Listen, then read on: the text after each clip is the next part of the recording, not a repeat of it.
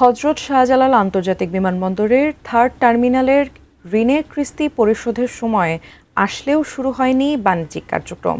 এমন বাস্তবতায় চলতি বছরের ১৬ই ডিসেম্বর এই টার্মিনাল পুরোপুরি খুলে দেওয়ার কথা বলছে সরকার। আর থার্ড টার্মিনাল চালু হলে দেশের অর্থনীতিতে ইতিবাচক প্রভাব পড়বে বলে প্রত্যাশা বিশ্লেষকদের। মাহাদি সেকেন্দারের রিপোর্ট।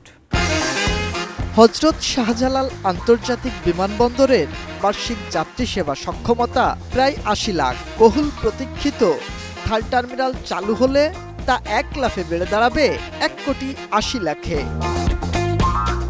তবে সে সাথে আছে ঋণ পরিশোধের চাপও।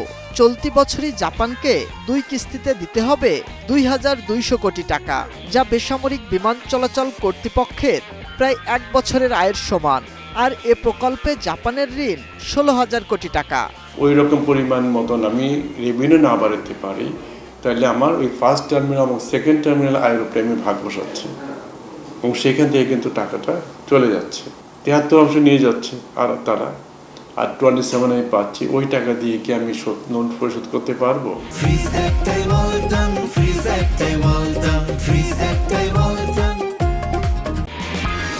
তবে সম্প্রতি বেসামরিক বিমান চলাচল কর্তৃপক্ষ জানায়, থার্ড টার্মিনাল পরিচালনায় জাপানি কনসোর্টিয়ামের সঙ্গে চুক্তি চূড়ান্তকরণের কাজ চলছে। সে ধারাবাহিকতায় চলতি বছরের ১৬ই ডিসেম্বর চালু হতে পারে এই টার্মিনাল। ১৬ই ডিসেম্বর যেন এটা ম্যাটেরিয়ালাইজ করা যায়, তার জন্য যতটুকু চেষ্টা করে সবটুকু আমরা করব।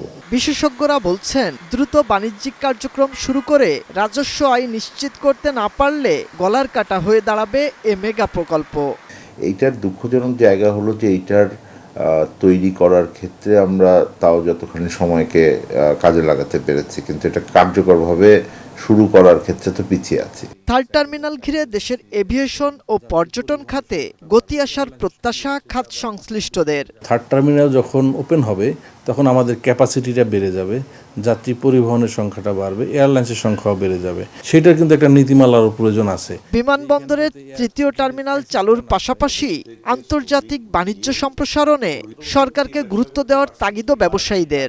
স্পেসিফিক কোনো কার্গো বা কন্টেইনার রাখার মতো কোনো ব্যবস্থা এখনো হয়নি।